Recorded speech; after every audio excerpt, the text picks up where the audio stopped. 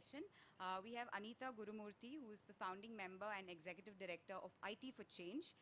IT for Change.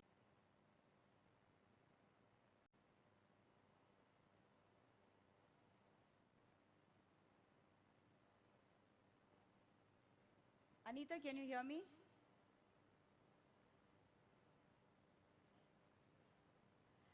Yeah. Okay, can you hear me? Hello? I, I shouldn't have said that thing about the technical glitch.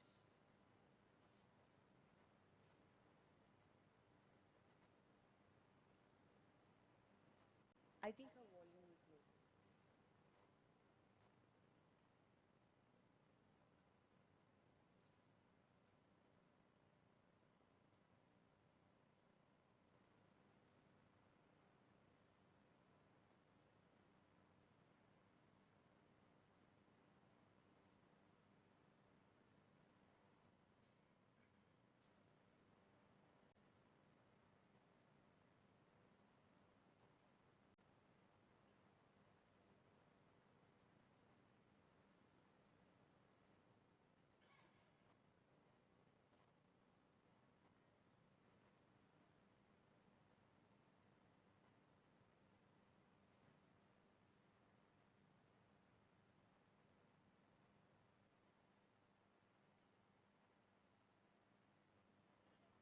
Hello? Hello?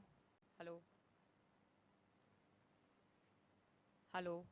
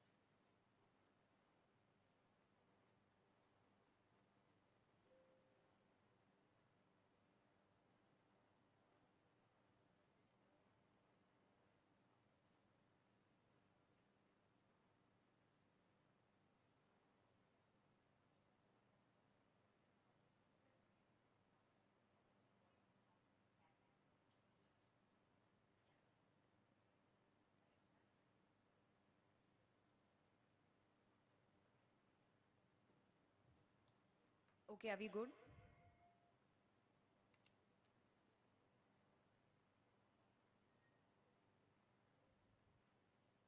Good. Can I start? Yeah. Okay. So I don't know how much of the initial part the speakers could hear, but I'll just quickly go over it. Our topic for today is optimizing tech-based solutions for sustainable entrepreneurship and social business. It's a highly relevant topic. As you know, we're living through times of a pandemic where I think our life has proven that technology has become more of a basic right than a luxury. So we have a very interesting set of people talking about technology from very different, diverse perspectives. I will quickly introduce the chair. We have Anita Gurumurthy of IT for Change. She is the founding member and executive director of IT for Change. IT for Change, as the name suggests, works at the intersection of feminist justice and information technology. So I think we couldn't have had a better person to chair the session. So thank you so much, Anita, for being here. That's about it. Over to you now.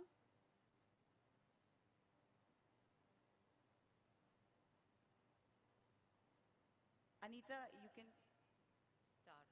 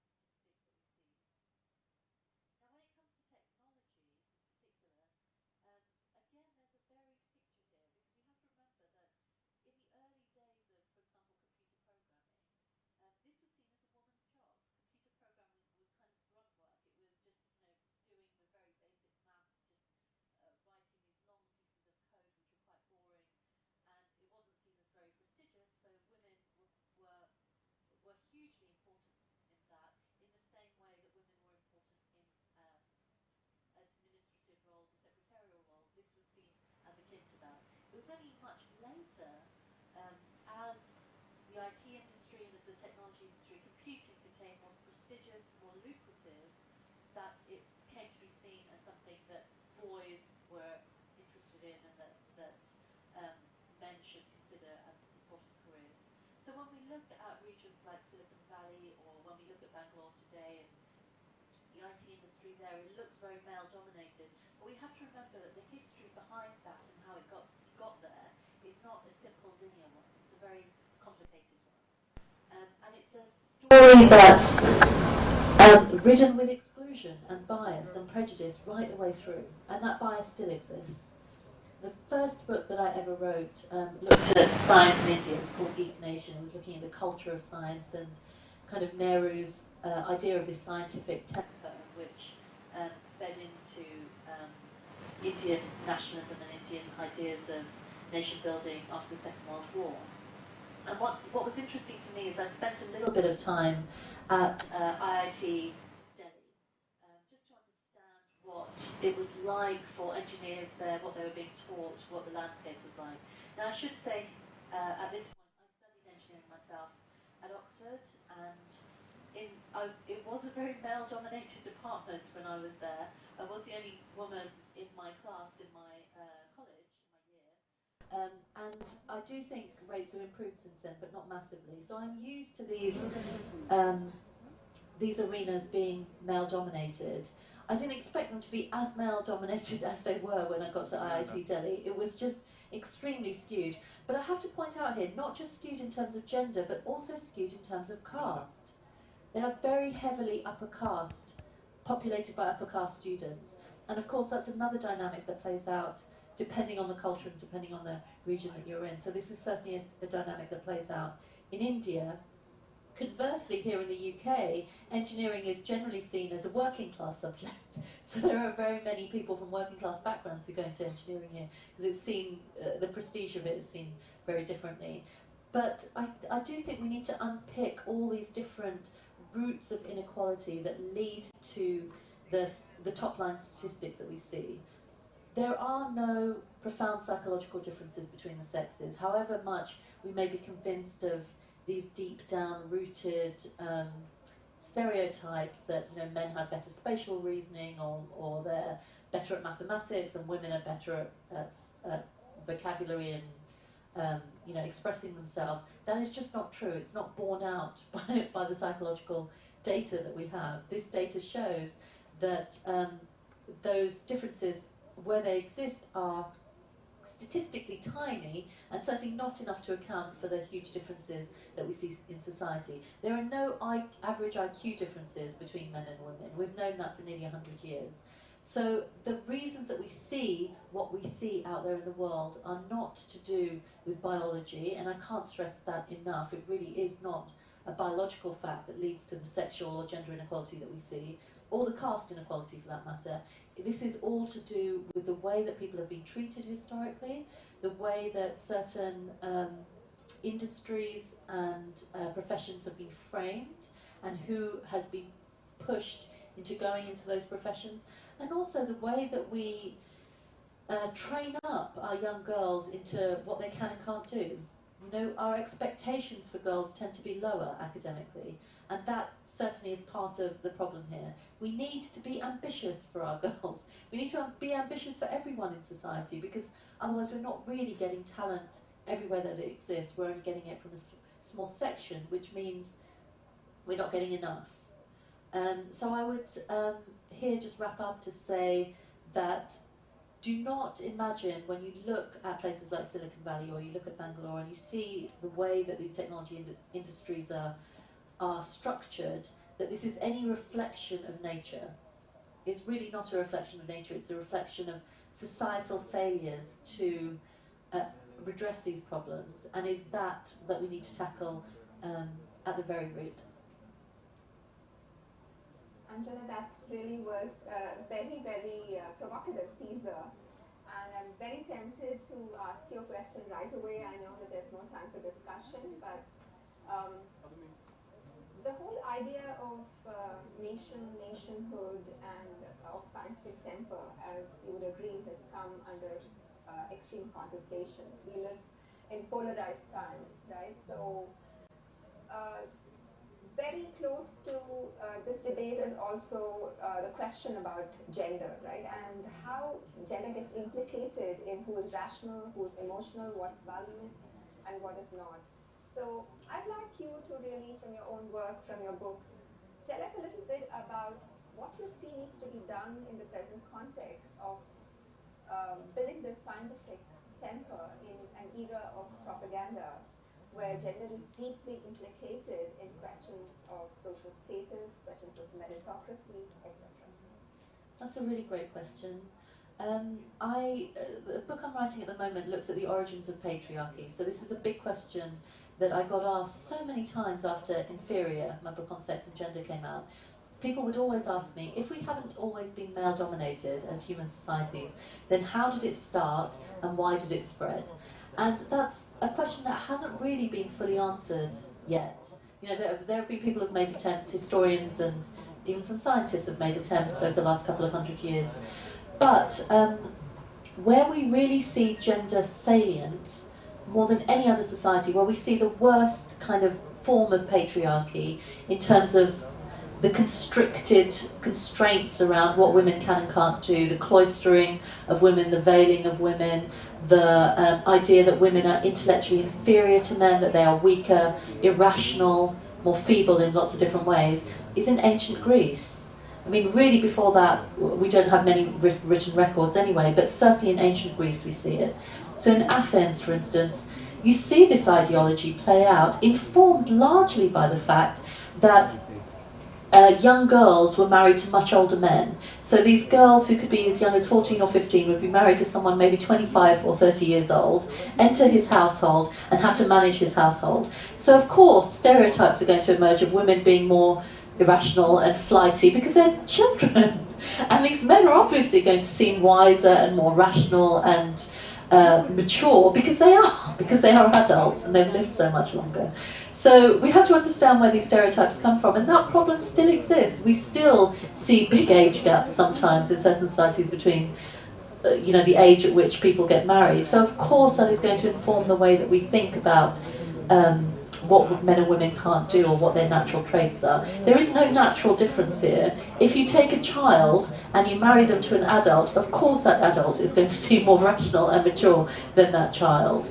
But that has been happening for hundreds of years. So there are different historical reasons, when you start weaving them in, that we build up to the point in the 18th century that it became quite widespread for Western scientists to assume that women were intellectually inferior, because of course that had been the history of Western civilization for so long.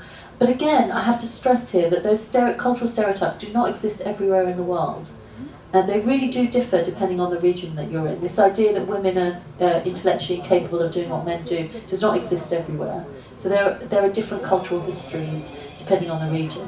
And certainly now, of course, in an era of ethnic nationalism, religious nationalism, especially when patriarchy is embedded in certain faiths and certainly embedded within many of these nationalist ideologies, these populist ideologies, then you get a retrenching of those dangerous stereotypes, this idea that a woman's place is in the home, that a man's place is in public life, that we need to reinforce traditional gender roles, and we see this not just in the Indian context, but in the European context as well. If you look at Poland or Hungary, I was speaking in Budapest at the end of 2019, not long after the government had decided to ban gender studies as a discipline, which was shocking to the scholars there. I was interviewing some of the academics in Budapest, and they were just up in arms that the government would dare to get involved in what they could and couldn't teach or could and couldn't study. The reason the government did that was because they see gender studies as attacking this traditional ideology of the traditional family setup, this idea that women should be having more children, that they're not against women working, but their idea is that women should be having children, that there is a certain traditional family setup, and that it's their job as a state to maintain that. And that ideology now is resurgent all over the world. We need to combat it, we need to fight against it, but we also have to expect what we're seeing, which is this backlash. Thank you so much, Angela. I was just feverishly taking notes. I think what you say has tremendous value and substance for the ways in which we should structurally understand women's economic participation in a country like India. And this is certainly the whole idea of full citizenship, right? You know, who you can be and whether you can be recognized as a citizen in your own context.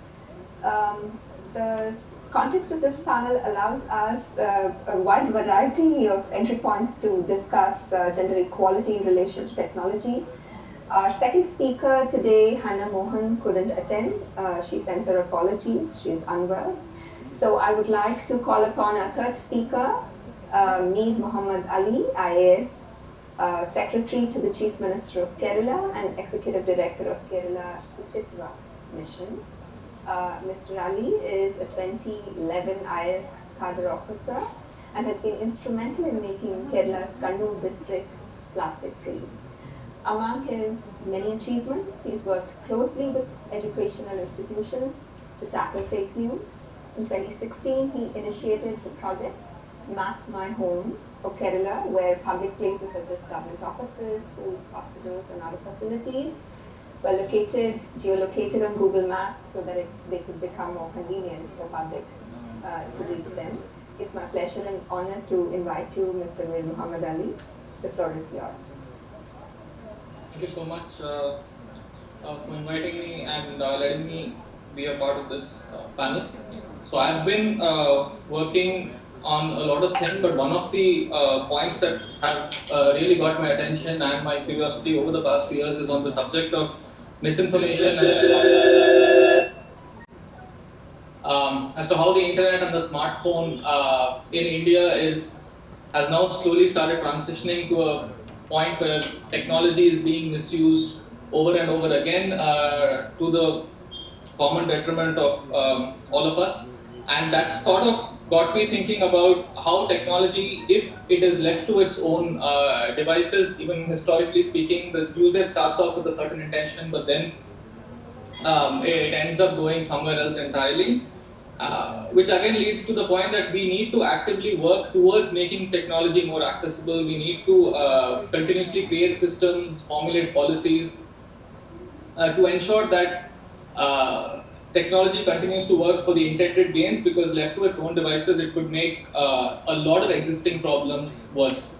I really enjoyed listening to Angela's talk, and I think many of the points that she's making, the stereotypes, etc., many questions that we took for granted over the past, I would say, decade or so have come back with a greater force thanks to the platform that technology provides to a lot of people. So I want to talk a little bit about what we need to do to ensure that the gains of technology really spread as far as they need to, and more people feel that they are a part of the technological space which they can utilize for their own well-being. When it comes to women, I think Kerala is a state which has benefited immensely from involving women more in the public sphere. In fact, Robin Jeffries' famous book, Politics, Women and Wellbeing, points towards the involvement and the participation of women as a major factor for creation of the Kerala model. So where we are right now, we have smartphones, we have the internet. Although it seems ubiquitous, I think data tells us that it has only penetrated to about 30 to 40% of the population. The 60% of India is yet to catch on to this onto the smartphone and the internet train. In terms of usage, between 2019 and 2020, 2019 we were using it for around 3.5 hours a day, and in 2020 that number increased to 4.3 hours during the course of the pandemic. The period of the pandemic itself, I think, has given us a lot of food for thought into how we want to structure our future. In terms of the way that we do business, the terms that we conduct basic communication in society. And I think as far as there was a lot of things to be, a lot of reasons to be sad about the way the way 2020 went past us, there's a lot of reason for hope as well. The mushrooming of new businesses, that we saw during the pandemic, a lot of that was enabled by technology. I live in Trivandrum, and in Trivandrum, home delivery of food, when all the restaurants had shut down, a lot of this business was actually led by women. A lot of women had converted their kitchens into proper business establishments, which were catering to anywhere between 500 to 1,000 people in the neighborhood. In addition to that, a lot of home delivery services, etc., made their way in a big way. And at the same time, now the question came in from a government perspective, how these new ventures needed to be regulated. So immediately there was a debate. I saw a lot of WhatsApp conversations happening in front of me about how we need to cut down on this because this is unlicensed, cannot be encouraged, etc. Whereas another one saying that it should be completely left alone. Now, these are the points where I'll address this point towards the end of my talk. Yeah, so these are the situations that we have before us right now. And when it comes to technology and the usage of technology, another thing that I've noticed is the sort of disparity that is there. Because we live around people like us, I think we can't help but assume that technology is as easily available and as accessible to everybody else. But that's not the case. I'd like to just quickly call on one instance where I was visiting a children's home where so children's homes are divided into boys' homes and girls' homes. So I was visiting a girls' home somewhere in Kannur, and I had an interaction with the girls over there, and I remember asking them, what's the toughest subject that you find in school? And my mind was telling me somebody will say math, somebody will say physics, or something like that, and the answer surprised me, and the consensus opinion was English is the toughest subject that we have.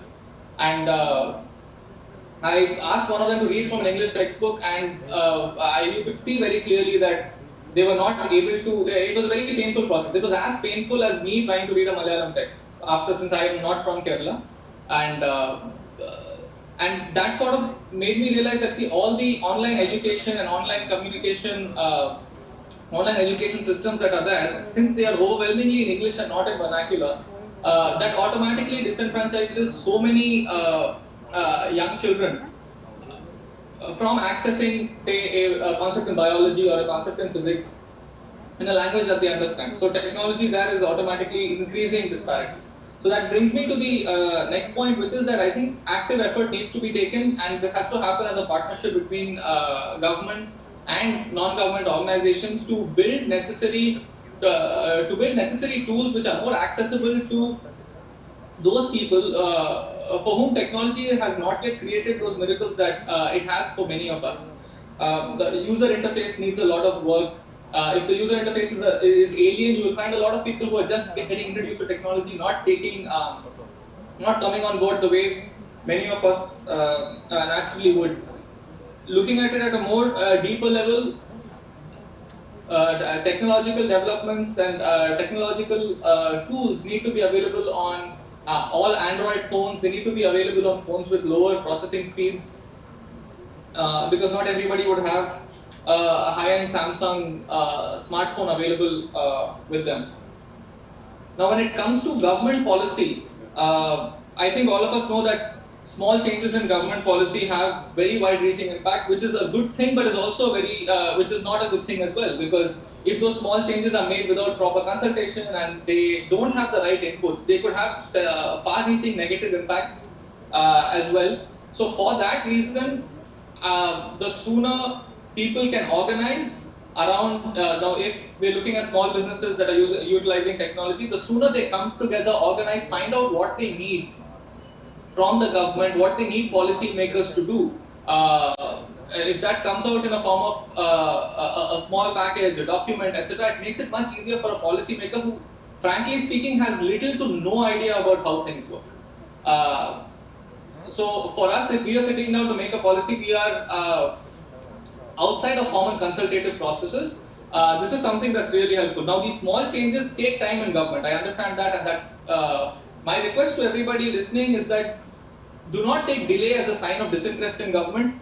Having been inside government for a decade now, I've seen that despite having the best of intentions, things take time. So the time is not a consequence of disinterest or laziness. It is just there are some processes in here that you would understand if you were in here. So that is something that I would urge everybody.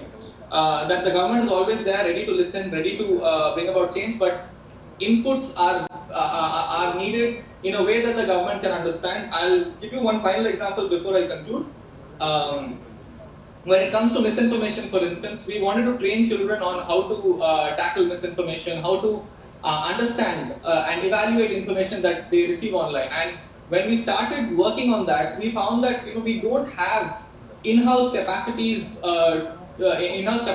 to take all the content about misinformation and disinformation and personalized algorithms that are there on the internet, to take it and tailor it to a local Kerala audience. It's a very difficult task.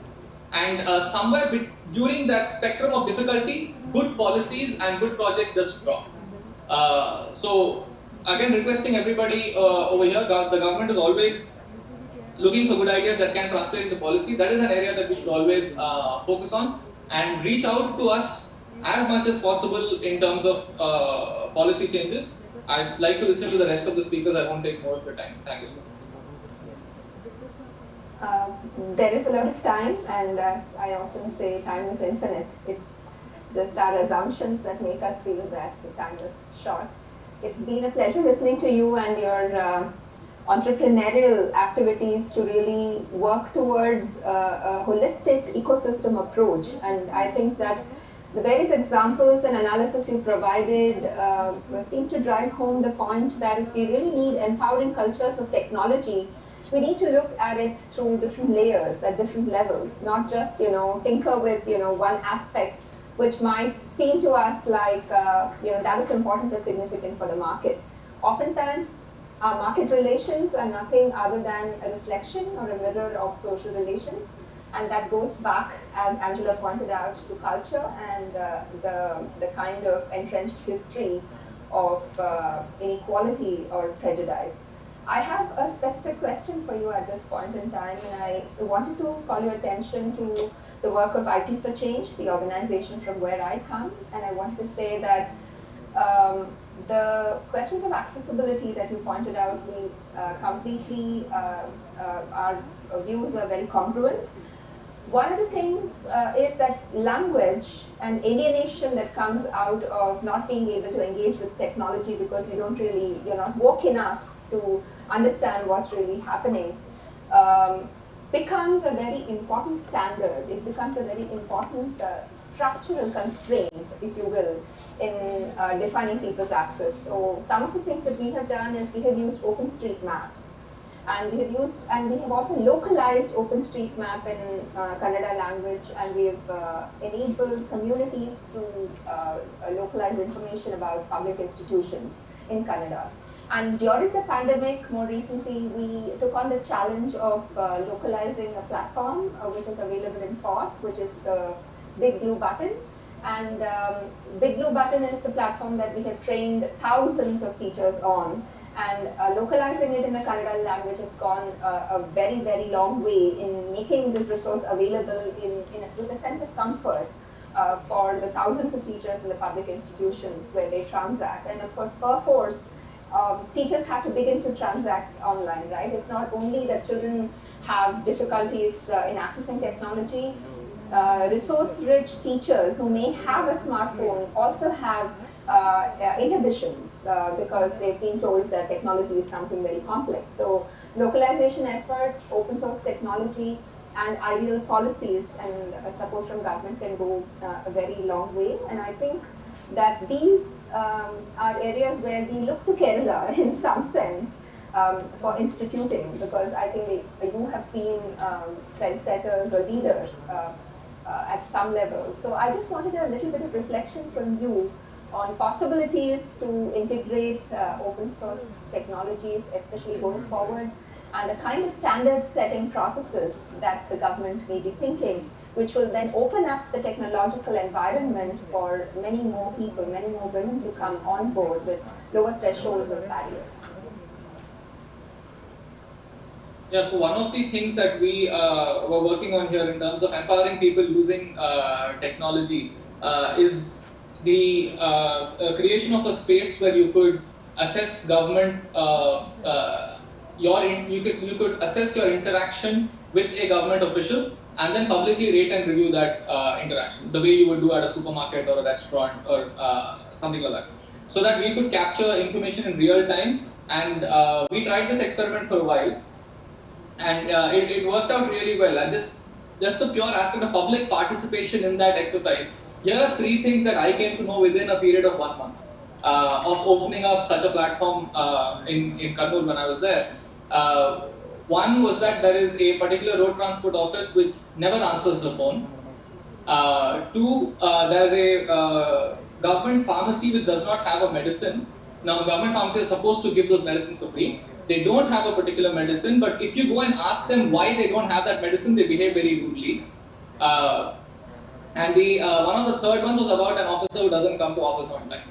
Now, the telephone not being answered was a review that I ignored because I felt it may not have been answered at that point of time, but then 1 month later it came back again from someone else. So we were able to take this information and then give specific inputs to people, to officers on the inside, saying that this is the kind of response that we're getting from the public regarding your work, and they need to institute course corrections accordingly. So that is one way in which we could use public participation in the technological space. Now, in addition to that, one area where I feel that we need to do a lot is in terms of education, in terms of making high quality educational content available to children in the vernacular. That's a space which, although we do have, and the emphasis here is on high quality because it's not enough to simply make a video in Malayalam on a particular subject, but the video should be as engaging as its English counterpart. That's a major challenge before governments because we don't have full-time resources to do that sort of thing. So if we could utilize the resources, utilize the services of people working outside the government, it becomes very easy. The government's biggest strength is scaling. So if something is made available to us and it is not something that explicitly violates government policy, scaling it up becomes really easy. And I'm sure that our IT department would be open to any number of ideas when it comes to taking a piece of technology, taking a particular software or a particular platform, customizing it towards Kerala's needs, and I would say maintaining it over a period of time. That part is not the challenge. It's the original idea, it's the original input is where you will find us lacking more than anything else. Insights is where we're lacking. Yeah, thank you very much. I think more than that to unravel over a longer conversation. Sometimes I feel that quality is also oftentimes, highly subjective that it is a very complex issue to unpack. The market makes us believe that, just like meritocracy, right? The market makes us believe that content produced by an advertisement agency is far superior to something that the education department produces. Of course, these aesthetics themselves are embedded in a kind of rating and ranking, as you pointed out, that we are used to. And the training that we have provided the public school teachers has shown us that teachers are able to use audio resources, not even video resources to hook children, just audio resources. There's a beautiful rendering by a teacher, which I'd like to share with you later on, of Rabindranath Tagore's The Crescent Moon, Who Stole Sleep from Baby's Eyes, right? And she has spoken like a lullaby. She has just recorded it, and it's absolutely, mind-numbing the way in which, it will catch your attention. So, and it's not even a video resource. So the point here is that there are many options, I think, that we can enrich the public systems with, so that the students you are talking about who seem to be deprived, who seem to be disconnected, who are part of the digital divide that we should really address immediately, those, the resources can reach them. I would like to move on and come back to the earlier speakers later on. I'm sure there are others waiting to ask you questions. I'd like to invite Aditi Sinha now. Aditi is the co-founder of Locale.ai, a location analytics company. Locale endeavors to make location-powered operational efficiency an achievable goal for businesses across the world. The company also built the Bangalore COVID-19 tracker using data that was released by the Karnataka government. Another very interesting geospatial platform, when I read about this, I was really curious to know more about this, is Shark Movement Tracker. This was intended to analyze the movement of sharks in the sea and how it is affected by shipping vessels. The whole idea being that you study the impact of humans on the behavior of sharks and other marine creatures. So welcome Aditi. I think as a female entrepreneur on this panel, you are the ideal person to speak about questions of innovation, questions that often are believed to be male and the prowess of men. So welcome Aditi. Thank you so much. So most of my talk is just going to be about my experiences and the things that I have seen, and mostly the things I have experienced and felt. And I always thought in my entire journey, like we're still early in our company journey, right? But I always thought, like I am experiencing these things, I'm feeling these things, and I someday want to, channelize this and like want to do something about these issues that I'm facing, right? So I'm really like grateful to you for giving me this opportunity, right? Sat down, collected my thoughts, and hopefully some of this is going to be very interesting discussion amongst us, because I'm not just here to, say that, okay, like basically I want to ask questions and just, talk about what all can be done and what can we do as, let's say founders and people who want to make a change in this regard. So yeah, I'll just quickly start. I just want to give some disclaimers because I'm going to talk about my journey, essentially where I come from. So I essentially come from a middle class family based out of Patna in Bihar. So it goes without saying that I come from a privileged background, and my parents of course had the resources and everything else that they could provide me for my education, right? We of course went through days of struggle and just like any other middle class family, but it was nothing as compared to what my parents sort of went through in their lives, right? They've seen days of abject poverty where the next meal would be sort of a big question mark. And today, like any person, if I go and talk to them about these issues, right? Everyone has opinions on gender equality, feminism. So like I just want to say that yes, I know we've made a lot of progress. I know that things are getting better, but I think there is a big gap that is still left to bridge, and just here to sort of get that discourse going so that we can accelerate that, right? Awesome. So just a couple of things that I have seen across my family, my relatives, my neighbors, friends, college friends, and so on, right? And just pointing out some instances that sort of stuck with me throughout my life, right? So I've seen that we're always in a hurry to marry girls off if we conclude that they did not get an opportunity to build a very good or very stable career, right?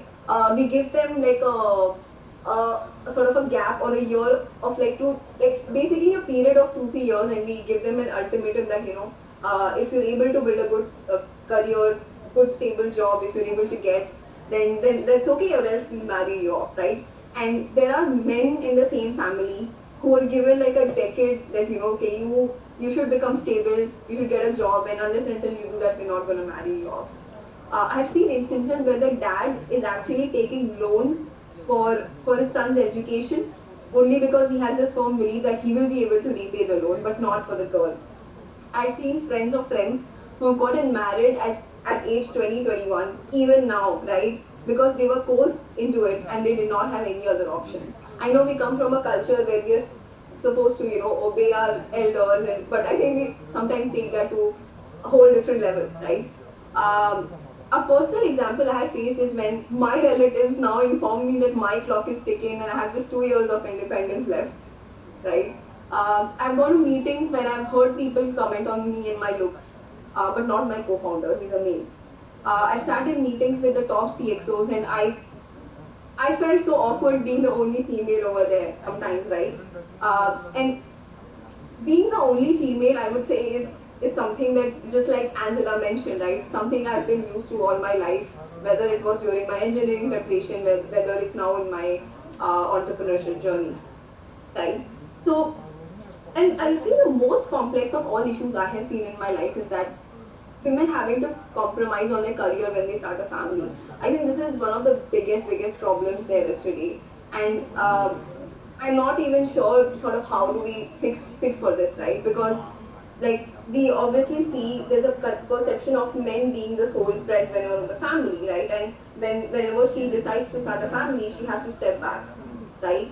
So yeah, and so I think through all of these, I guess what I'm trying to say is that, like, you know, like when we are women, I think we need to prove that we are worthy of that freedom, we are worthy of a good career, we are worthy of independence, right? We need to achieve the same set of goals, we need to fight so much more, right? Just to achieve our own dreams, make something worthwhile of our lives, right?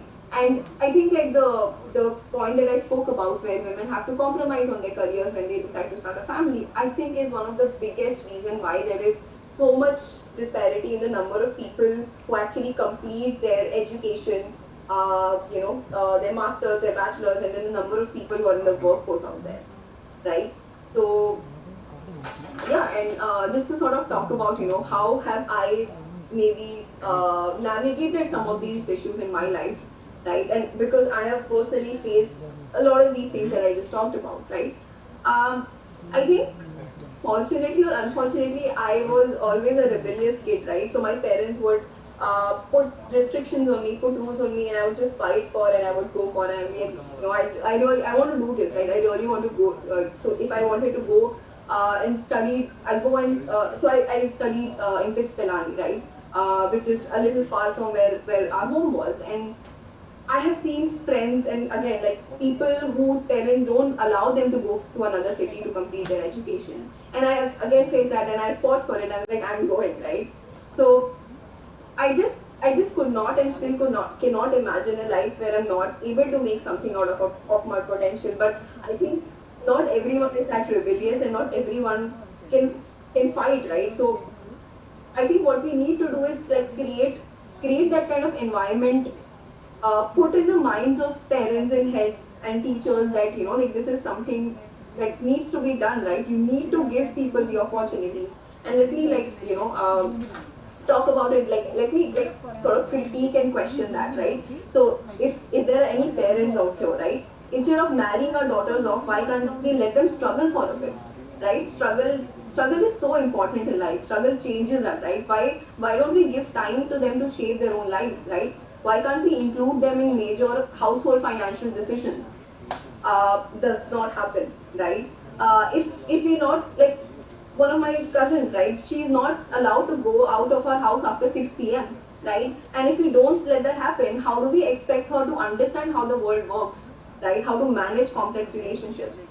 The amount that we're currently spending on dowry, why can't we spend on education instead, right? So people who have wives, right? If both men and women are breadwinners, I have seen the women, she comes back to her home and she does majority of the household work, right? And if let's say if dads want to be stay-at-home dads, right? Why can't we create an environment where they don't have to be embarrassed about it, right? Why do we hesitate to give women so much like so many responsibilities, right? I have still seen that, you know, like there was an instance I recently saw with a friend where she had to go to the police station for something, right? And she was not allowed to do that, right?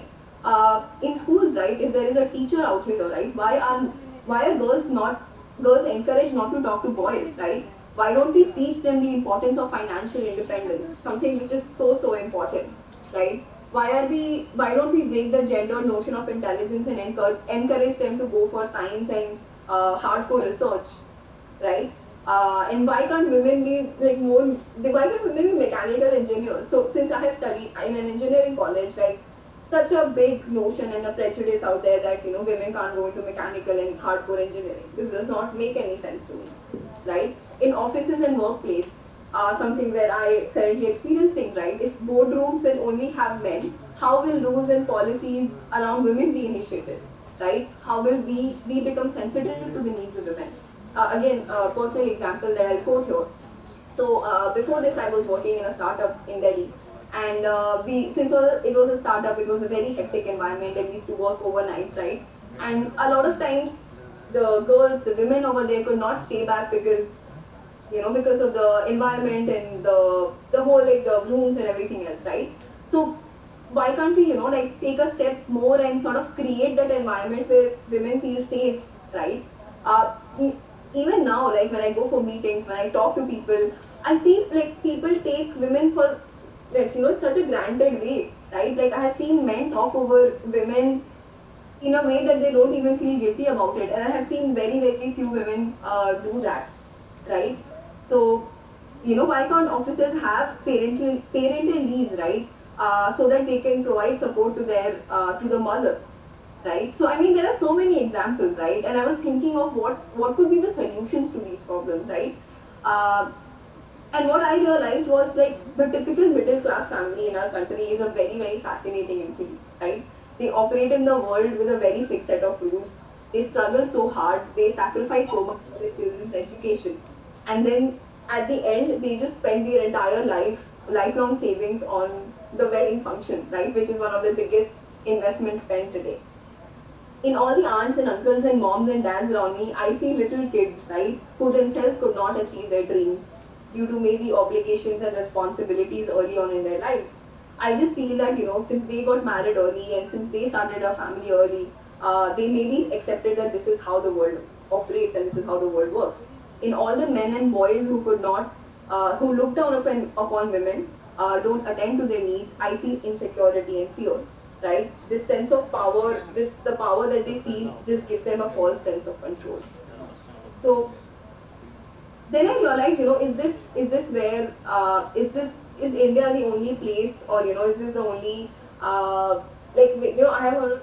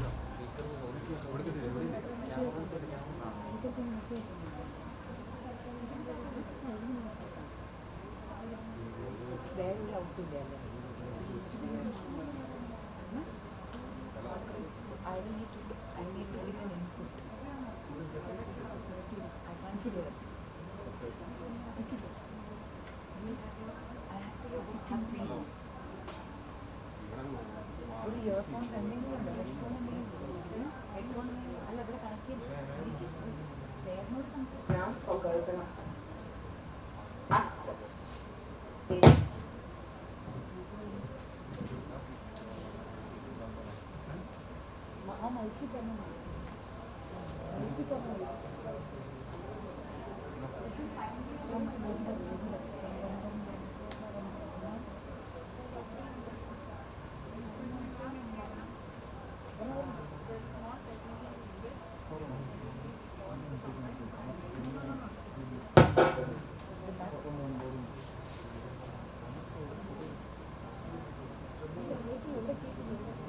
Can others hear me? Yes.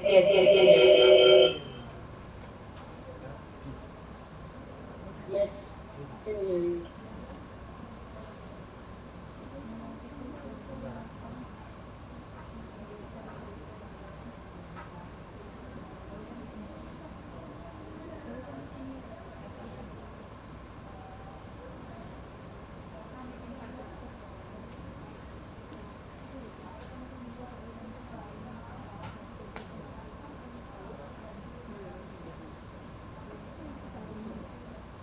ma'am?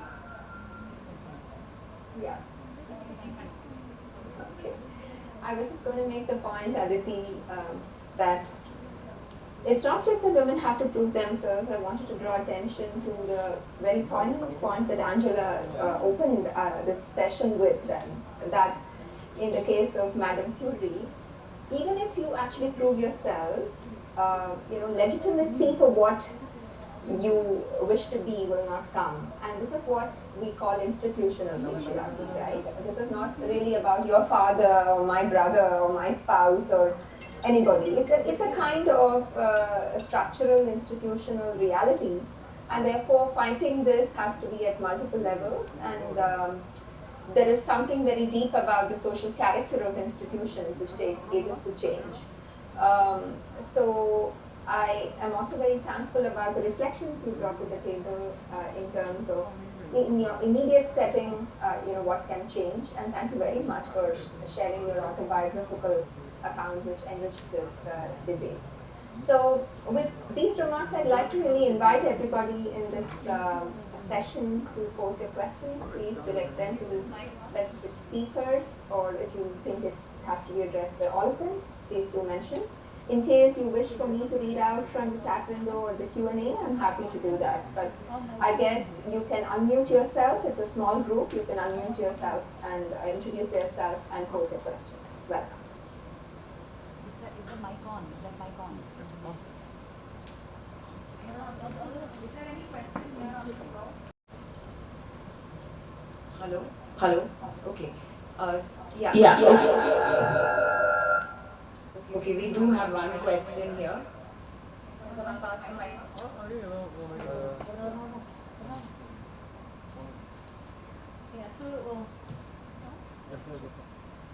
So I'm Kavya. I work as a gender and sexuality consultant.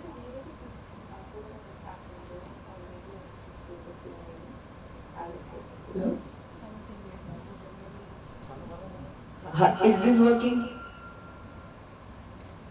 Kavya, you can come here and ask maybe.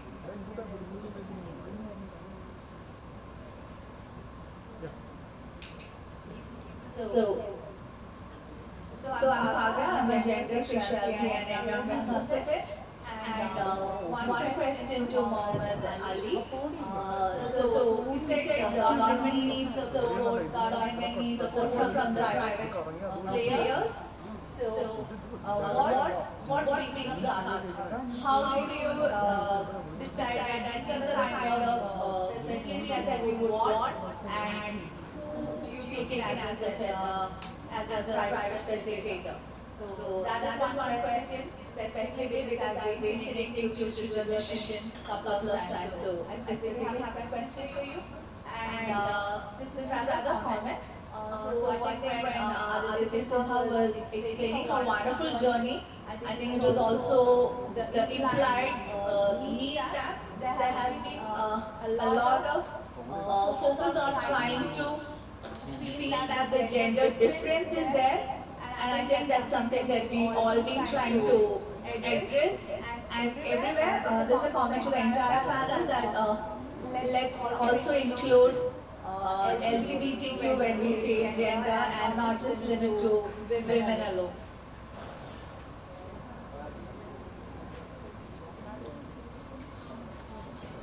Thank you for the question.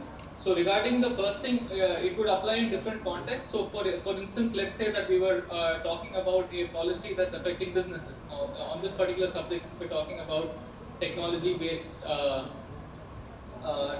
improvements for social businesses. So in this case, what would qualify easily as ideally the government should be listening to everybody. I don't think that should be a threshold barrier for someone to express their views after the government listens to it. But generally in the routine of things, representatives of the people who are going to be affected by any policy, that could be recognized representatives are always there. For example, inside industry you would have, since we're talking about social mission, let's say plastic. So you have plastics collection associations, you have plastic recycling associations, you have different associations for different sectors, and then obviously you have umbrella associations as well. So that is one set of organizations, I would say, that usually have the governments here more easily, because there's a certain track record of interaction that comes over a period of time. Which is why in my talk I was saying, if there is something new coming up, if we are coming up with a new innovation, if we are coming up with a new venture, it is immensely helpful if the people coming up with those ventures can come together, even if they are a small number, figure out what exactly they want, because among them there will be differences. Figure out what they want. Once there's clarity on that, approach the government with their needs. It makes it easier for us to work. So that's one of the basic things. But in terms of Shujitva Mission, Shujitva Mission is a very small organization. It provides technical inputs on capacity development. So as far as Shujitva Mission is concerned, we are obviously open to all views across the table with regards to how we could do waste management better. And in addition to that, we get a lot of expert views because since we are a technical organization, we get a lot of expert views from people. We have a lot of technical committees on different subjects on which we invite people from outside. So usually it's academics, people who have a known track record in environmental matters. We select from them to advise us on how to go forward. Are there any additional comments?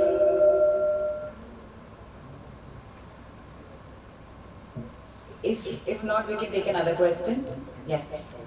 Can someone please pass the mic?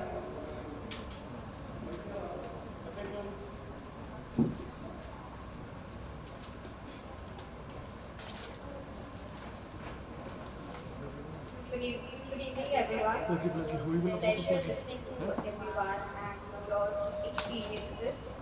My first question is basically the session that we have, the agenda that we want to discuss about.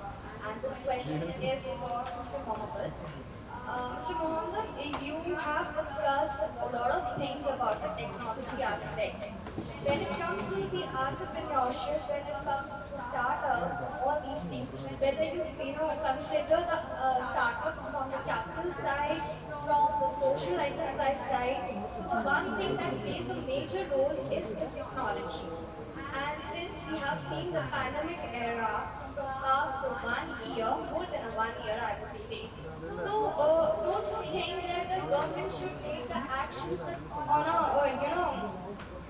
fast pace, because we have the human resource, which is the best asset, and we have the special good minds also who can work as soon as possible and create that magic and help all of us.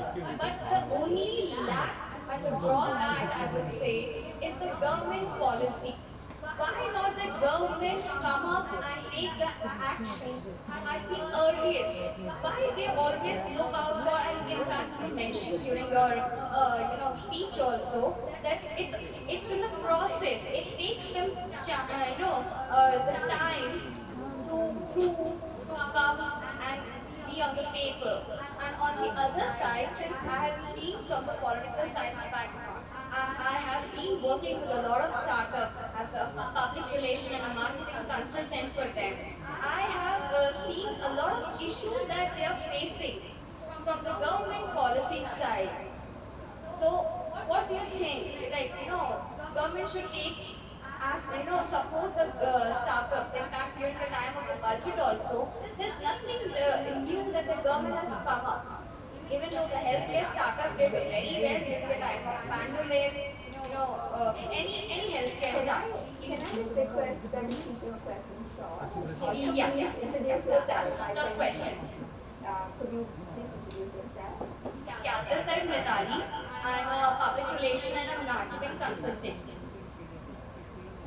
So the question is basically about the government policies regarding boosting the startup. I think the question is clear.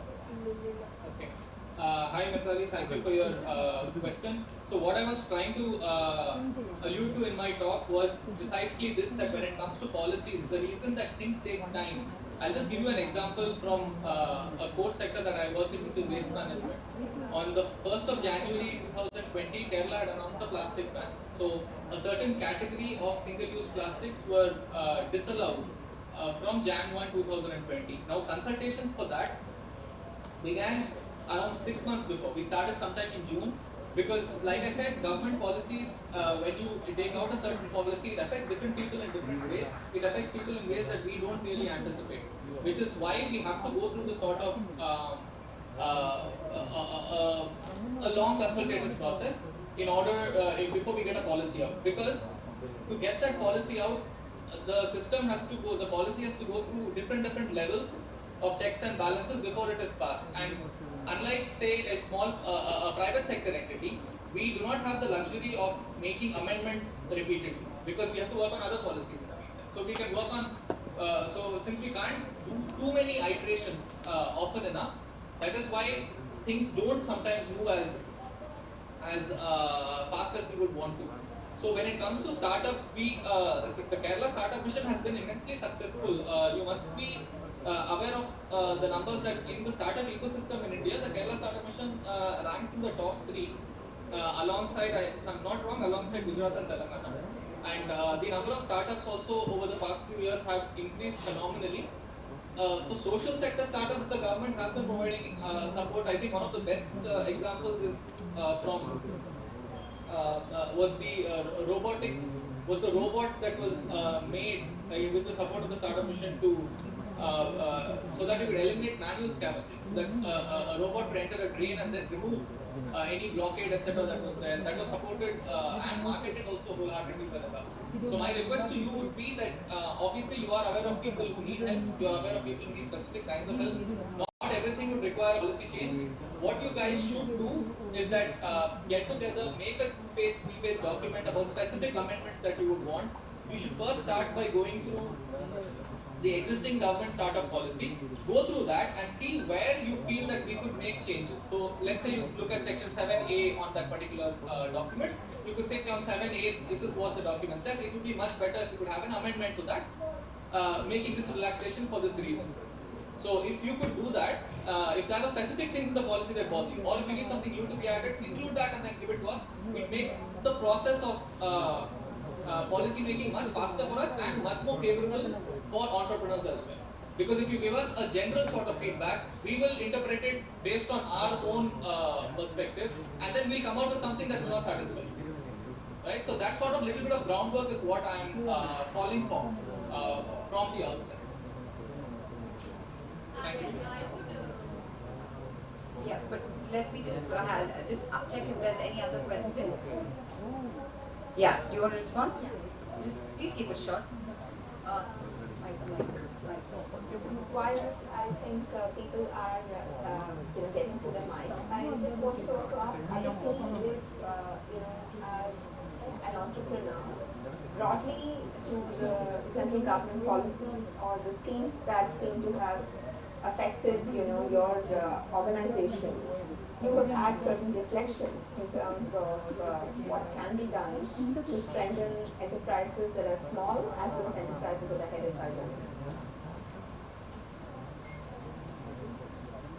Okay, is there any other question? That's a very good question. I think when I look back, one of the things that has been a bit of a challenge is just, I think, something that is very, very widely talked about, right? The ease of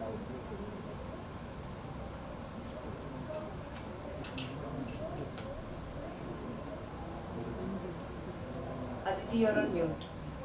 I think I'm getting muted for some reason. Yeah, okay. So, I'll just repeat. So, essentially, one of the things that we talk about very often is just the ease of doing business in India, right? So, for example, some of my friends who are starting up in, let's say, Singapore, right? It takes about 4 hours for them to just set up their whole entity and do the entire regulation processes and everything, the entire compliance that is needed to be done, right? In India, for example, just the whole process of setting up a company and doing all of that work is very, very tedious, right? Even right now, as we are thinking of, for example, setting up a US entity for our company as well, we have to think and plan like months and months in advance, right? Because of the entire, so I think for us, right, what would really, really help, and this is not just in context of women, but all the entrepreneurs maybe, is that like if that could be, like if we could somehow sort of reduce the amount of compliance and everything that needs to be done, the amount of money that we have to spend on all of those things, right? So that we can focus on what we do best, right? Which is building a company, building a product, caring for our customers and our employees, right? And as we grow and grow, right? I'm not like, I understand why these compliance need to exist, right? But somehow if we can reduce the intensity of that in the early days, I think that would be really, really helpful. Does that make sense?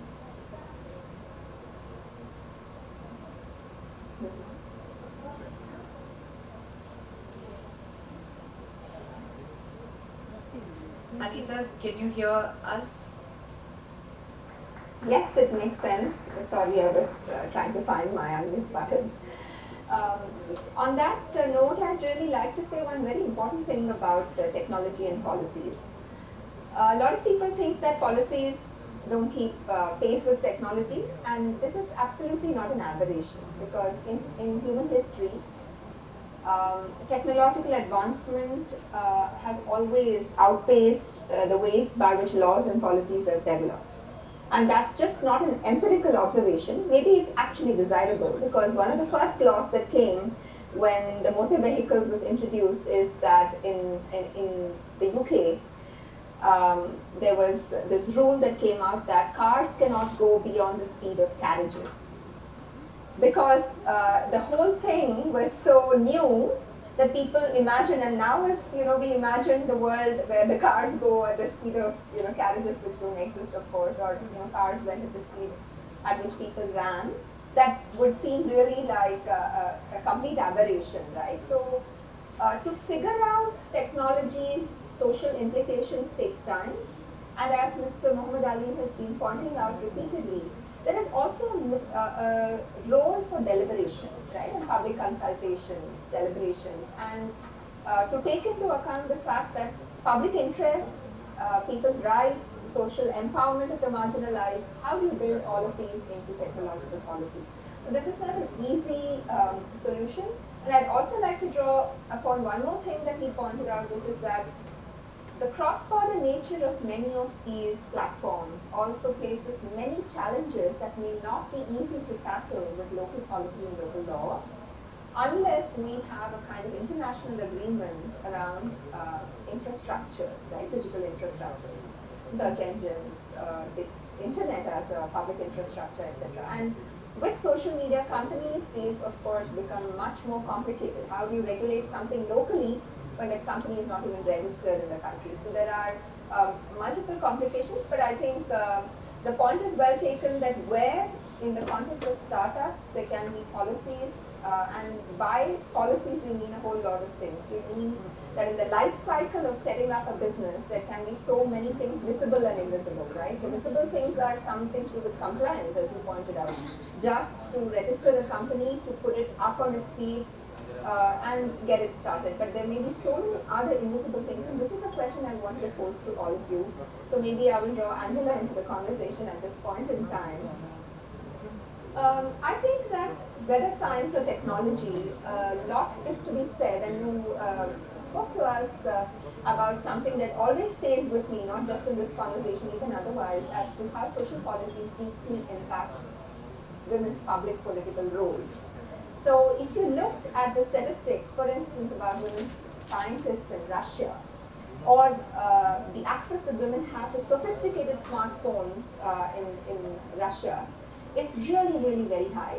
And you look back and you look at certain policies of the country, and you will actually know, and this is also similar in a different context when people speak about, let's say, Uruguay, and what Uruguay was able to do with its public health infrastructure during COVID, right? So my question really is, what can be done at the level of innovation policy in terms of public investments, public infrastructure investments, so that social inequalities in terms of people's participation in science and technology can be bridged?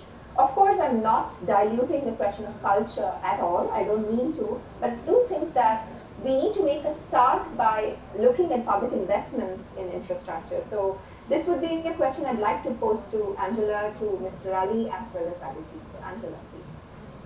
Yeah, I'm happy to answer that. I should just say that I think there's a question in the online chat that it would be good to get to, I guess, because she's had her hand up for a while. But just in response to that question, I think there are two separate things here. One is public policy and legislation, which is one route to making society more equal.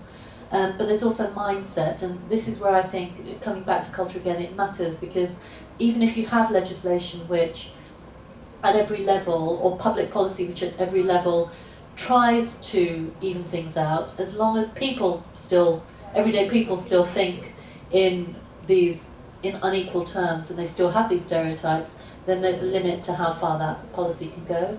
But I think Aditi was right that there's lots of little, quite easy things that we could do. So one of those is around childcare and paternity and maternity leave. There are certainly many countries that are now introducing shared paternity and maternity leave, so that either parent can take the leave or share the leave however they want, or there are some places in which men are required to take a bit of leave, so that the whatever burden employers feel about hiring men or women is evened out between everybody. So there are those kind of things, which are actually not that difficult, and I'm surprised sometimes that employers and industries that go on and on about the problems that they have around gender equality still don't do these things. Because I know, in my case, I mean, I have a 7-year-old, but if, when he was very little, there had been a company that had said, we will provide free on-site childcare, I would have jumped at that opportunity. And I know loads of women who would have just been thrilled to work for a company like that, but there really are so few of them out there. They're just not there. So it's kind of low-hanging fruit in that sense. In terms of other things we could do, I mean, certainly if we collect data around gender pay gaps, for instance, we can start to redress those gender pay gaps. That's something that happened here at the BBC. It's published its gender, its pay differentials around gender, and when that information came out, it became clear that men were getting paid much more than women for doing the same job, and they've had to try and even those things out. They had no choice about that. Of course, they had to do it. And if more people did that, then it would be a lot easier to address those problems. So I do think, yeah, on lots of different levels, there are things that we can do. But I really fundamentally believe it's about a change of mindset. The reason you gave the statistics that you did in Eastern Europe and Russia, we do see very high rates of women in engineering and science in Eastern Europe and Russia. And that, again, is down to historical factors. That's because in communist Soviet countries, women were required to work. They were given childcare and they were required to work, and there wasn't this idea that a woman couldn't do what a man did. And sometimes that was quite tough for women, actually. And it was interesting when I was in the Czech Republic a couple of years ago, and speaking to some gender scholars there, and they were saying to me that when the Iron Curtain fell, many women wanted to give up work and stay at home because they hadn't had the opportunity until then. So it's a completely switched situation to what we see in Western Europe, because suddenly, having gone from having to put their children in childcare and having to work, they suddenly had the option of a choice. And I'm not saying that's ideal. I don't think that's ideal. In an ideal world, everybody will be free to fulfill their potential however they want, and the state would support them to be able to do that, and companies would support them to be able to do that. But that's not the world that we live in. It's still unequal. And as Aditi explained so beautifully, why don't they fix these problems? They're such easy things to fix. Thank you. And before we take that question to Aditi and Mr. Ali, I would like to draw attention. I'm sorry, somebody who has your hand up. Is that Anita? Anita, would you like to speak up? Good evening and best wishes. Like, it is a good program. I have typed a question in the chat also. I want to know what is the role of government for social business in taking STEM to schools, especially for girls.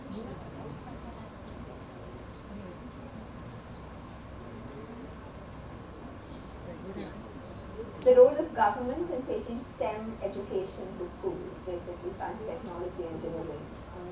The support of government to the social businesses. Who would you like to address this question to? Other panel members? Interesting. Yeah. Aditi, go. Thank you. Yeah. I think Mir would be a better person to answer that. Aditya, I think I was going to point to you because, like, if I were to ask you, like, what do you think that the government needs to do? If you could think of, from your own experience, growing up, educating yourself in India, what do you think were the kind of inputs and interventions that the government could have done, let us say, to motivate or encourage young girl students towards a career in STEM, that sort of thing? Did you find any such encouragement on your way up? Was it completely self-motivation? I think that would be a good point. I think in my case, maybe yes, a lot of it was self-motivation, but I think more than education, I think the problem lies in the workforce, at least in my experience, because what I have seen is that, like, during college, during schooling, we had like so many more females around me. Now I don't see, I only know one or two women founders, and that I'm talking about is in the Bangalore ecosystem, right? Like, very well, right? So, and which is why a lot of my talk revolved around these issues of, like, people, like women getting married early, women having to start a family and no childcare benefits and all of that, right? Because I think the problem lies more in my experience, at least in the latter half of,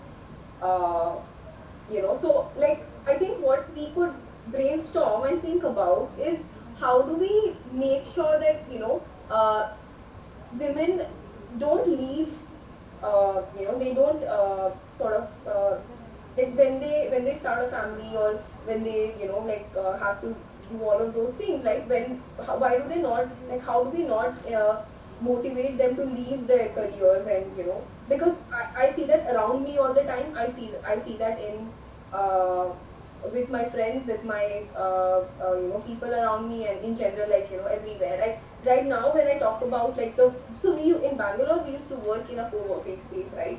And there were about 20 or so startups, and no, of course, no female founder. And in general, the number of women engineers that we have would be about 3 or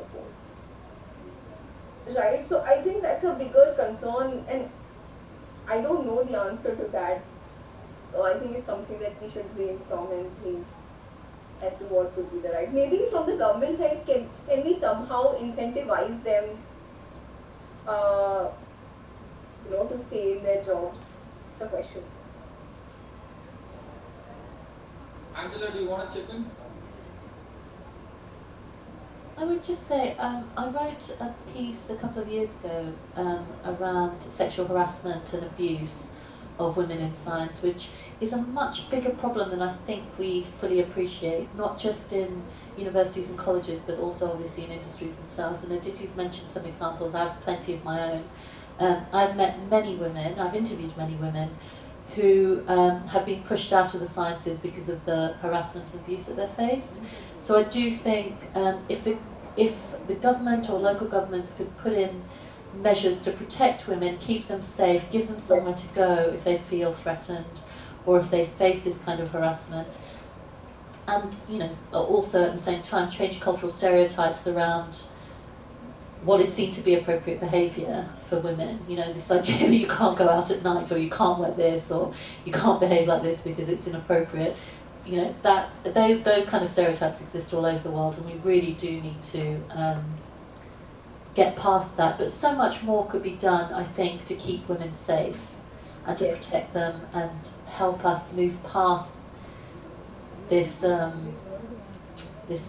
these ideas around what's appropriate for gender behaviour, and that goes for all gendered behaviour. I think one thing I've noticed when it comes to what all we pack into an education is that a lot of the things that are being talked about on the panel over here are things that you pick up once you hit adulthood. Once you hit adulthood, you're exploring ideas, you're coming face to face with gender-related issues. Then as things come, so I'm sure that there must be a huge number of people who came across the problem of sexual harassment at work through the Me Too movement that happened. These are not, these aren't ingrained enough as part of our education. We don't discuss it often enough as we probably need to. So that, see, now this requires a curriculum change, and it's commonsensical. Anyone can. This is where, from the government's perspective, if I were to tell you, this would require a curriculum change, right? Some sort of input where, okay, when we are 12, 13, 14, 15, in that age group, we could start talking about these subjects that are going to become more and more consequential when we hit adulthood and enter the real world, in a sense.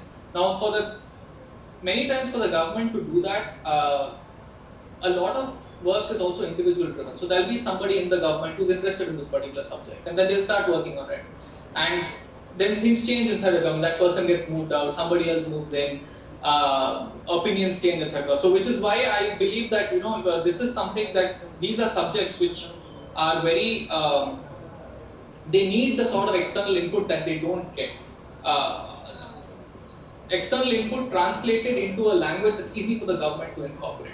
I'll give you an example. Now, this is something where, let's say someone comes into my office and then tells me that, would it be, can you please issue a letter? I'll write a mail to you, and then can you please issue a letter to me certifying that I'm an agency that has done all these things. Now, I know for a fact that this agency has done all of these things. So what I would tell them is, why don't you just write me a letter that you want me to sign? So just give me what you want me to sign, and then I'll just sign off on it. So I'll obviously read it before I sign, but what I mean is, if it is custom made, custom fitted, it takes off much faster. I'm giving you a very, very minor example, but I'm saying when it comes to these larger value systems that and questions, if we want to see changes at the age of 25, 26, 30, we need to start talking about it at a serious level, breaking these concepts down in schools, and it's not that difficult. I'll give you one example right now. Just in fact, February 9th, few days back, the government of Kerala initiated a digital media and information literacy class for students. So today, for instance, at 3:30 p.m., 9th standard students all over the state took a small class in information literacy. That is simply finding out how to weigh evidence that you get online, and what counts as acceptable information, what counts as unacceptable information. So these sort of changes, if we could introduce into our schools, create discussions on these subjects, I think once the kids grow up, they have a view when it comes to these things, which is not often the case. I have a question for Angela. Should I ask it now or towards the end? Please do, please do. So I watch a lot of debates and stuff on YouTube, and some of them include the question of gender and all of that. And there is one piece of argument that I've heard often. Unfortunately, I haven't come across any evidence to substantiate it, but I've seen it mentioned in a bunch of television discussions, and which says that, so the debate I was listening to was about encouraging women to get into STEM, and one of the speakers was saying that there's no point manipulating society and pushing society towards a particular this thing. And the reason the speaker was suggesting was that he was saying that in Norway and in Scandinavian countries, which have taken a gender equality towards a measure further than many other countries, the evidence shows that despite all of these interventions, eventually, when you look at the choices that women make towards the end of their careers, you don't find that increase in STEM coming up towards the end. Despite pushing people into STEM, encouraging people to get into STEM at a young age, when it comes to working and selecting employment choices, it sort of balances itself out all over again. I haven't seen evidence supported, but I just want to know, have you looked at anything like this, or did you just enlighten us? Well, I've heard it described on social media as the Nordic paradox. So I have encountered that argument. I should say here that we shouldn't believe everything that we see on YouTube or on television debates, but this particular argument which emerged out of certain right-wing, should I say, channels, essentially arguing that whatever gender inequality we see in terms of STEM is somehow natural, that this is just based on preferences that women have or propensities that women have. And it really isn't backed up, because we have to remember gender inequality and the way that it plays out in every country is different. And it manifests itself in different ways. In Western Europe, like I said, right from the birth of modern Western science was this idea that women were not the intellectual equals of men, which is why Western Europe has some of the worst rates of women in STEM anywhere in the world. We see much higher rates in the Middle East, in South America, like I've already mentioned. And that's because those same stereotypes didn't exist in the same way within those cultures. So the reason that we see what we do in Nordic countries even now, and I should say many Nordic countries, even though they do very well on many gender equality measures in legal terms and in many other ways, also have very high rates of domestic violence, intimate partner violence, much higher than in other countries. So we can't see this thing as a simple axis that the more gender equal you are, the more women you will have in STEM, because every country is gender unequal in its own way. And it's a spurious argument, really, to claim that just because Nordic countries are better on some measures, that they would be better on all gender measures. It just doesn't follow. Thanks. Anita, I have one more question for me. This last one, a quick one. Please go. We're asking each other questions. So, I think one point that Angela talked about, which I completely 110% agree with, is like how do we create environments where women feel safer, right? And in all the different ways, right? Like, and like of course, like Anita and Angela, feel free to jump in. But this is a question that is lingering on my mind, and I thought I'll just get your perspectives on that, because I have felt that way as well, right? So, is there something that maybe I could do? Or is it something that we could do from our own company side, right? See, the government itself has very clear policies on this. You must be aware of the the Vishaka judgment and the institutions, the committees that need to be there, the presence of an external member, and on the panels. See, inside the government also we are bound to follow all these norms. And one thing that we try to do, but I can't obviously evaluate myself or the government from the inside, but the general approach is to make it more easier for people to reach out, women to come out and speak to people, to speak out about what they've been through. And another thing, this is again a question I'm just asking out of curiosity. On your way to being a professional, at what point did you do you get inputs on these are the different ways that you could be these are the different negative experiences, harassment that you could probably face at work, and these are the ideal ways you should handle it? Is that something that you came across as an advisory or as an instruction or anything like that prior to entering the professional sphere, or is it something you landed over there and now you have to figure it out on your own? So when we were like very small kids, then of course we had no idea on these things, right?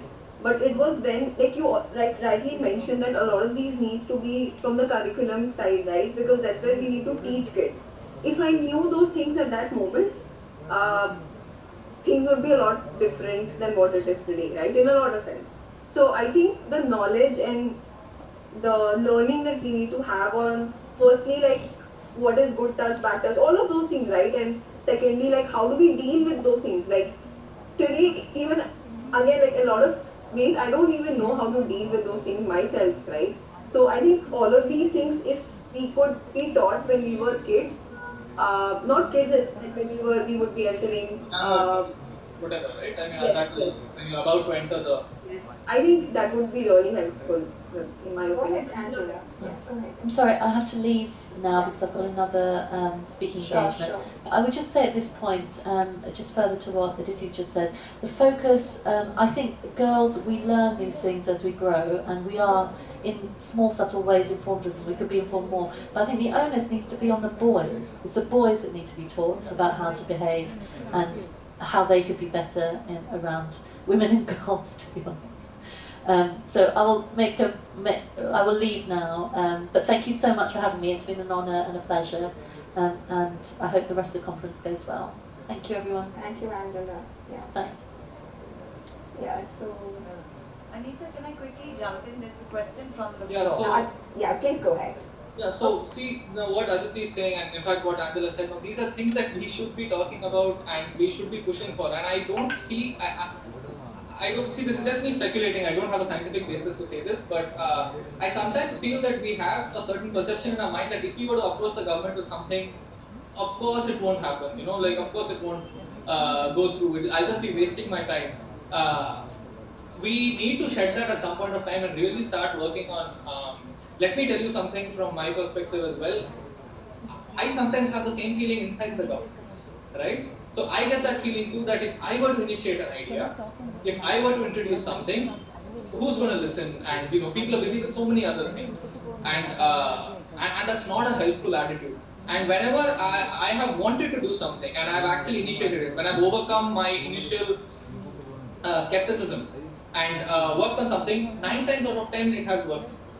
I'm not saying you will have the same success rate, because obviously being an insider and an outsider, there is a major difference there. But I'm saying that it's still worth trying, because starting this conversation, if you start the conversation today, you don't see results in 2 months or 3 months, etc. The life cycle of governments and policy is much higher. Let's say that you and I are working on something and we've made a lot of progress in 5 months. You should be prepared for the fact that 5 months later I'll be transferred from that post, right? And then you'll have to start from scratch with a predecessor who may not share the same enthusiasm that a person must that I may have had, or you may find somebody who's even more enthusiastic than I am. So these are different levels which one has to go through in order to bring about that sort of change.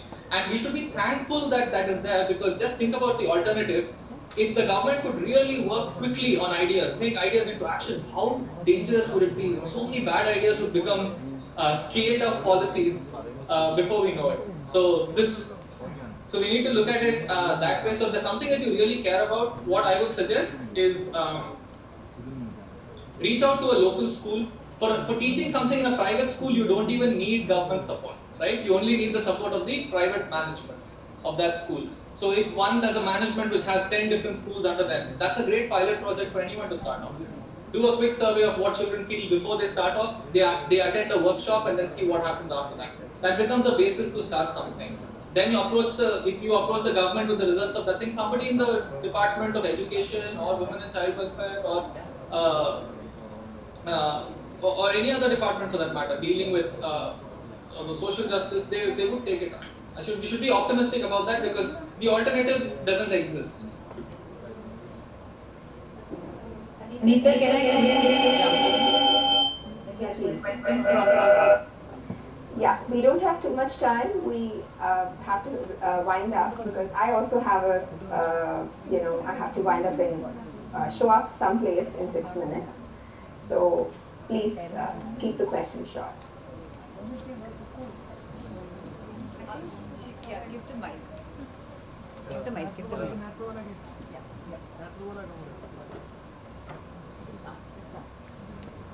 Hello, my name is April. I'll keep my question really short.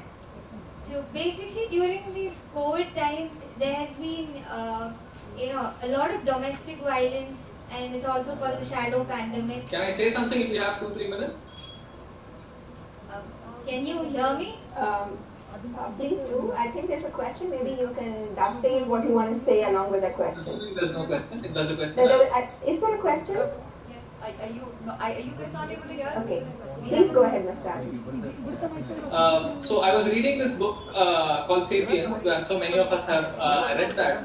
And in that book, he says something that is there someone lining up to ask something? Yes, I think you can continue. So in that book, one of the things that characterizes human beings, one reason why human beings, the whole book is about why human beings have dominated all of the species of the planet. And on that, one of the main reasons they say is because of our ability to build fictions and believe in them. Right? So money is a perfect example of that fiction. We all believe that a piece of paper is worth a few bags of rice. And simply because we believe in that, it works. So at every time in society, there is going to be a bunch of dominant fictions that we're all going to believe. 200 years ago, nobody believed in human rights. Human rights wasn't a thing. There were certain humans who were superior, certain who were inferior. I think Angela pointed out to a fair few of those things as well. But then slowly a new fiction came about saying that no, we are all equal. And now it can take, it's not too long before all constitutions in the world, even today, don't guarantee equality to all citizens. So what I'm trying to say is that equality, human rights, democracy, these are ideas that are fictions that we have made. It's not our natural being or anything. These are things that people have worked for, and we need to continue to work to uphold them. If you don't, an alternate fiction can come and take its place. Very soon you could again come back to a point where we talk about, okay, women belong here, men belong there, etc.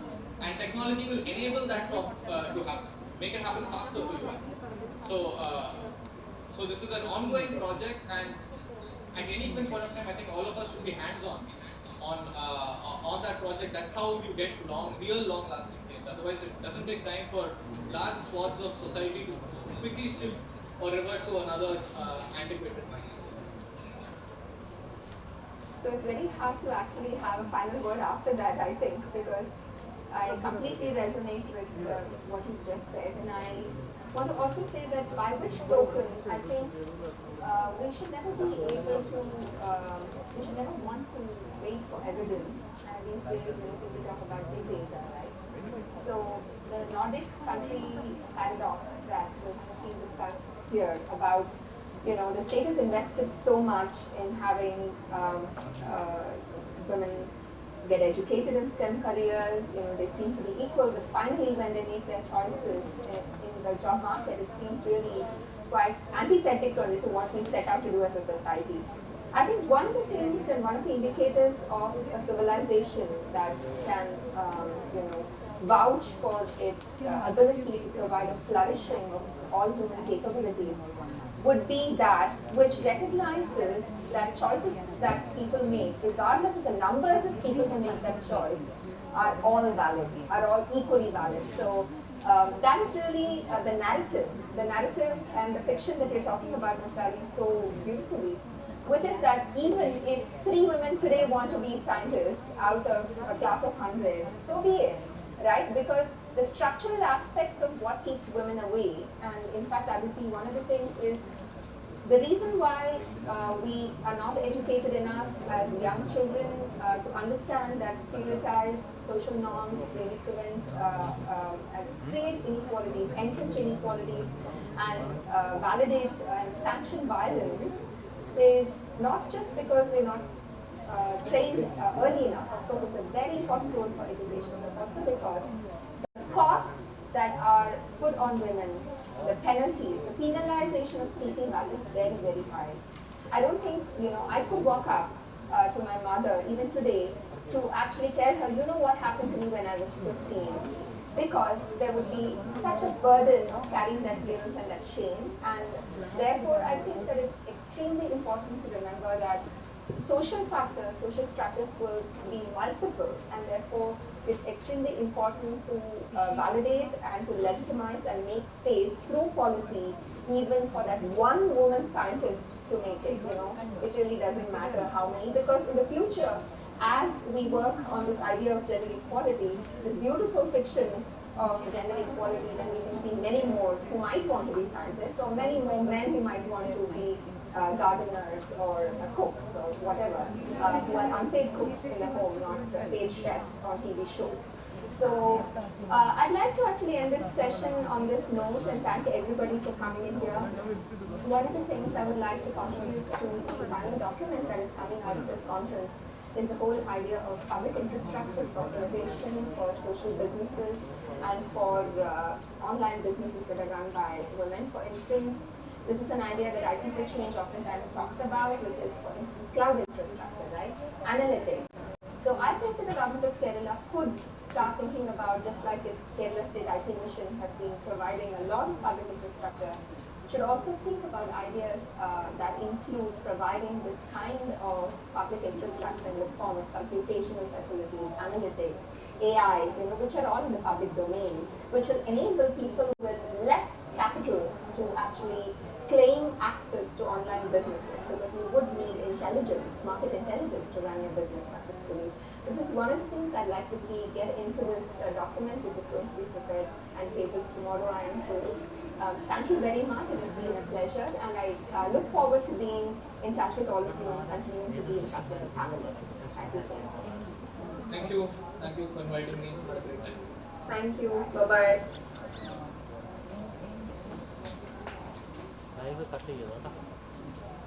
I'm really sorry for the technical glitches on our end. I think they were not getting inputs from here, so I think there were a couple of people who wanted to ask questions. Sorry about that. There's another session